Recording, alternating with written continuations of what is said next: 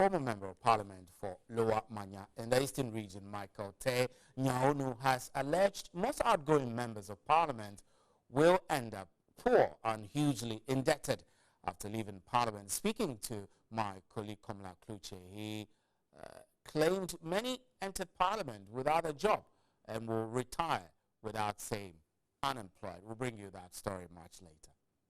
And some elected members of Parliament say it is a misconception that they are considered as corrupt because they invest money in campaigns and assume power to pay back. According to the MPs-elect, it is mere speculation and has no basis until evidence is provided. The Fourth Republic will be witnessing a lot of new MPs, and as an established institution, the Parliament of Ghana is taking these MPs through registration processes, both the new ones and the old ones. After the one-week registration, which started from Monday, December 19 and will close on Friday, December 23, the MPs-elect will be issued with identification cards which will allow them access the chamber and participate in the first sitting of the 7th Parliament.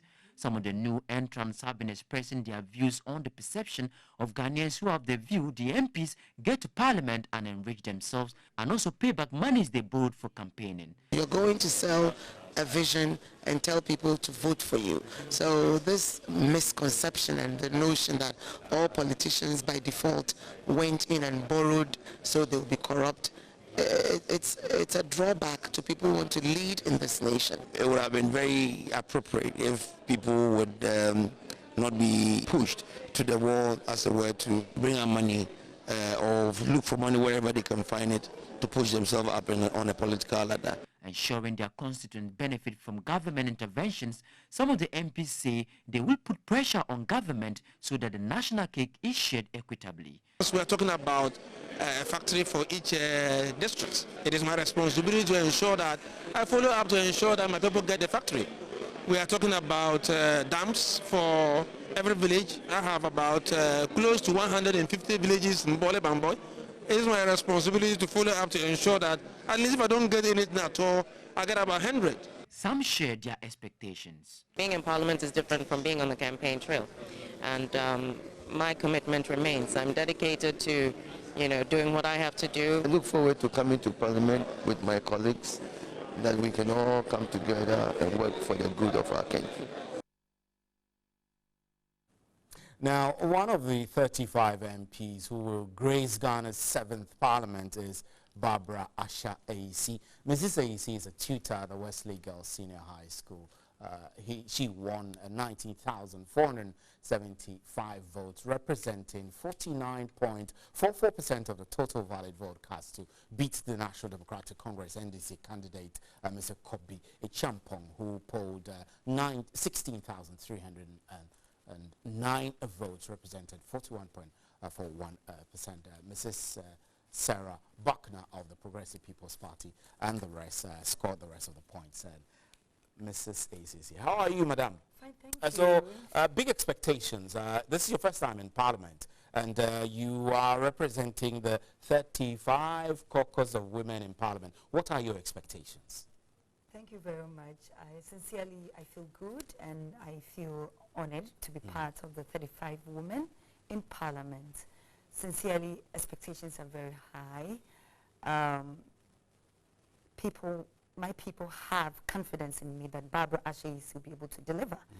I'm looking at issues concerning women. I'm looking at education, plans for the aged, looking at, of course, issue of unemployment, which are cut across the nation. So expectations indeed are very high, but I believe that I'm equal to the task. You think you're cut for it? Of course. Now, we had 30 female MPs in the last Parliament. Now we have 35. Should we be happy with the 35, or you think that we should, as a nation, be working towards encouraging more women into Parliament? I think we have to do more. We've done better than we did previously. 30, now we have 35. But of course, we need to encourage ourselves as women. It is not easy. You need to psych yourself psychologically, emotionally, financially, of course. I mean, you're a wife, you're a mother, you're everything. Yes, you have to multitask. You have so many things to do. But I think that we need to encourage ourselves. I believe this position that I've assumed, I'm a role model for the people in Cape Coast North constituency.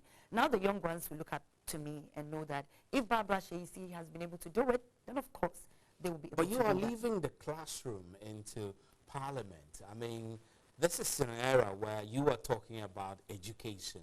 We need more teachers in the classroom. Yet, one of the finest we have is also going back to parliament. How do we draw the distinction between the need for teachers in the classroom and the need for these teachers to still go into the legislature to help make laws? Of course, you have a lot of teachers, and I don't think that it's going to affect anything because I just picked a leave of absence, and if I intend to go back, I can easily do that. But of course, some of us will have to put ourselves up for leadership. This is all about leadership. I always say that politics is just like teaching because we're always dealing with people. You know, your human relation. Of course, in the classroom, we have people with different backgrounds. That is the same thing you do when you're doing politics. So I believe that teaching is good. I enjoy teaching. And being in parliament of is course, also but I good. believe that being in parliament will give me a bigger platform because I want to look at issues concerning women, would look at issues concerning education in my constituency. And Of help course, we make have, the laws that of influence course, we have a lot some of these good things. schools in Cape Coast, but we do not have our children in such schools. For where I teach, we can't even count about 20% of the local people. There's a policy that states that we need to consider about 30% of the people in the catchment area. So I believe that when I get to parliament, we'll be able to put our voice in there so that we can get a lot of our people, you know, gain admission to school we consider grade A schools. I also know that you had some challenges in making the decision to contest. Are you likely to share with me some of the major challenges you had in the decision to contest? Of course, I had to prove to everyone that I am equal to the task. You know, when they look at Barbara, Prove to the party members? of course, and to Prove the to people, your the school electorates, authorities? and the people in my constituency. Because when you look at me, I look quite young, and How old are you? considering, I'll talk about that later. Considering the constituency I'm representing, Cape Coast North, it's really tough. And when they look at me, a young woman, you know, trying to do something for the constituency, will she be able to do that? And so I had to prove myself, and I did that. I mean, when we went for the primaries, I mean, of course, all the people that I contested with are great people. I mean, they are great giants. But of course, I came out successfully, and I had a lot of confidence that I'll be able to pull through. And of course, I'm now the MP for Cape Coast North. Congratulations So on that. I had to prove that I will be able to do it because people are suffering, people are going through a lot of challenges, and they need somebody that can represent them